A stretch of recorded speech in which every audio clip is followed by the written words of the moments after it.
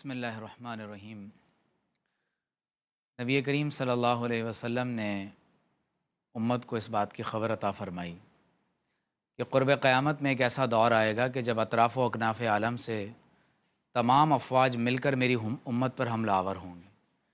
اور وہ ایک دوسرے کو اس طرح دعوت دیں گے جیسے بھوکے لوگ کھانے پر ایک دوسرے کو دعوت دیتے ہیں۔ آپ صلی اللہ علیہ وسلم نے فوڈ کی مثال اس لیے دی کہ جب کھانے کو توڑا جاتا ہے، چبایا جاتا ہے، وہ ریزسٹ نہیں کرتا، تو فرمایا کہ اس طرح دعوت دیں گے جیسے بھوکے لوگ دسترخوان پر دعوت دیتے ہیں۔ پوچھا یا رسول اللہ صلی اللہ علیہ وسلم، کیا ان دنوں میں ہم کم تعداد میں ہوں گے؟ تو فرمایا کہ نہیں، تمہاری تعداد بہت زیادہ ہوگی، لیکن جس طرح سیل رواں خس و خاشاک کو بہا کر لے جاتا ہے، یہی تمہاری کیفیت ہوگی اور تمہارے دلوں میں وہن پیدا ہو جائے گا۔ دشمن کا روب تمہارے دلوں میں، تمہارا روب دشمن کے دلوں سے نکال دیا جائے گا۔ تو صحابہ نے پوچھا کہ یا رسول اللہ صلی اللہ علیہ وسلم، وہن کیا ہے؟ فرمایا حب الدنیا و کراہیت الموت۔ 2 ارب سے زائد مسلمان ہیں،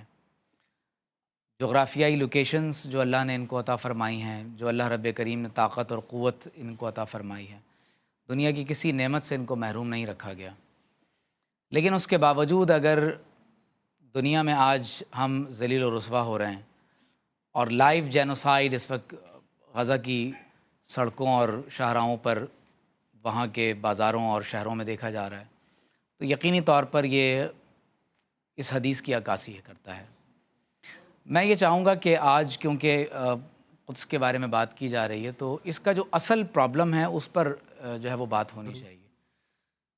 دیکھیے، فلسطین 2 حصوں میں تقسیم ہے، ایک طرف غزہ ہے اور ایک طرف مغربی کنارہ ہے جہاں پر یروشلم اور بیت المقدس موجود ہے۔ درمیان کا جو پورا حصہ ہے اس پر اسرائیل نے قبضہ کر لیا ہے۔ بہت قابل توجہ بات یہ ہے کہ مین اسٹریم میڈیا میں غزہ پر تو بات ہو رہی ہے، لیکن جو اصل قضیہ ہے وہ بیت المقدس کا ہے اور مسجد اقصیٰ کا ہے۔ پروگرام کا دورانیہ اس بات کا متحمل نہیں ہے کہ ہم اس کی پوری تاریخ کو بیان کریں، لیکن مختصر میں آپ کو یہ بات عرض کر دوں کہ اللہ تبارک و تعالی نے اس روئے زمین پر اپنی عبادت کے سب سے پہلے 2 گھر بنائے ہیں، ایک مسجد حرام اور پھر مسجد اقصیٰ۔ اور اللہ تعالیٰ نے اپنے نبی ابراہیم علیہ السلام کے ذریعے اور پھر ان کی اولاد کے ذریعے مسجد حرام اور مسجد اقصیٰ، ان دونوں عبادت گاہوں کو اللہ تعالیٰ نے آباد رکھا۔ لیکن جب حضور علیہ الصلاۃ والسلام تشریف لے آئے اور عقیدہ ختم نبوت کے ساتھ دین مکمل ہو گیا اور آپ صلی اللہ علیہ وسلم نے مسجد حرام سے مسجد اقصیٰ تک کا سفر فرمایا، تو اس میں یہ بات متعین ہو گئی، کیونکہ یہ دونوں عبادت کے مراکز نسل پرستی کی بنیاد پر وجود میں آنے والے عبادت کے مراکز نہیں ہیں۔ یہاں پر عبادت اس طرح ہوگی جس طرح اللہ تعالیٰ کے انبیاء علیہ السلام نے تعلیم فرمایا ہے،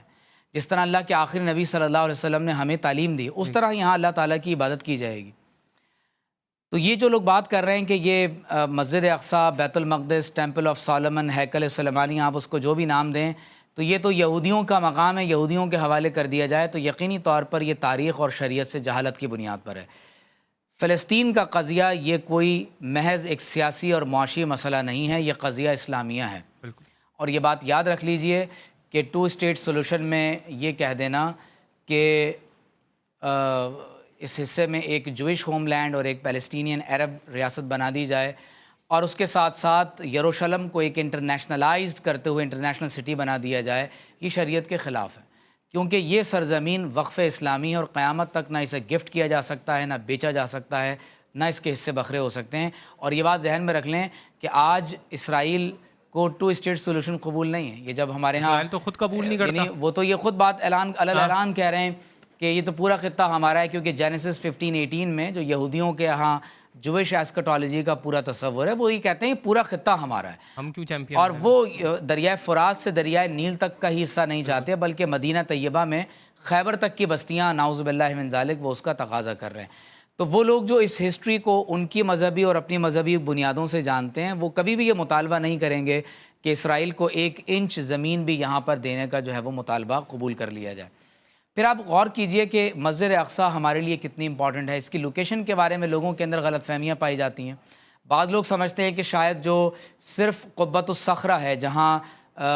ڈوم آف دا راک کے نیچے جو چٹان ہے، جہاں سے آپ صلی اللہ علیہ وسلم معراج پہ تشریف لے گئے، بعض لوگ سمجھتے ہیں کہ صرف یہی مسجد اقصیٰ ہے۔ بعض لوگوں کا گمان ہے کہ یہ جو سلور رنگ کا جو آپ کو گنبد نظر آتا ہے، شاید یہی مسجد اقصیٰ ہے۔ تو یاد رکھ لیں کہ یہ اس مقدس ترین پہاڑ پر یہ پورا ریکٹینگل جو آپ کو بشمول اس کی دیواریں، یہ پورا خطہ مسجد اقصیٰ ہے۔ یہاں آپ مسجد قبلی کے اندر نماز پڑھیں، مسجد الصخرہ کے اندر نماز پڑھیں یا اس کے باہر صحن میں نماز پڑھیں، یہ پورا ایریا مسجد اقصیٰ کہلاتا ہے۔ لیکن افسوس کی بات یہ ہے کہ اس وقت صرف غزہ کی بات ہو رہی ہے، اور یقیناً ہونی چاہیے، لیکن جو اصل قضیہ بیت المقدس کا ہے اسے بالکل فراموش کر دیا گیا۔ اور میں چاہوں گا کہ اس پر ہم مزید آگے بات کریں۔ ایک بات صرف میں یہاں اور یہ ایڈ کرنا چاہتا ہوں کہ بعض لوگوں کا یہ کہنا کہ فلسطینی دہشت گرد ہیں، اللہ اکبر، اور جو مسلمان وہاں جد و جہد کر رہے ہیں، جہاد کر رہے ہیں، کوشش کر رہے ہیں، انہیں دہشت گرد ڈکلیئر کیا جا رہا ہے۔ تو میں آپ کے ساتھ یہ بات شیئر کروں کہ کیسی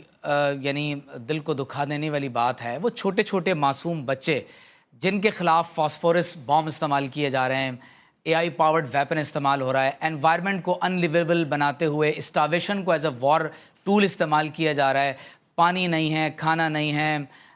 فضا جو ہے وہ اس قدر آلودہ ہے کہ سانس لینے کے قابل نہیں ہیں، اور لوگ بھوک اور پیاس کے علاوہ بمباری کے ساتھ شہید ہو رہے ہیں۔ زندہ لوگوں کو قبریں، ان کے گھروں کو ان کی قبر بنا دیا گیا، اور ایسے وقت میں ان کو دہشت گرد ڈکلیئر کرنا، جناب اگر آپ ان کی حمایت میں دو لفظ نہیں بول سکتے، کم از کم ایسے جملے نہ بولیں کہ جس سے پوری امت مسلمہ کے دل جو ہے وہ تکلیف میں ہو جائیں۔ تو میں صرف یہاں پر ایک بات یہ کہنا ضروری سمجھتا ہوں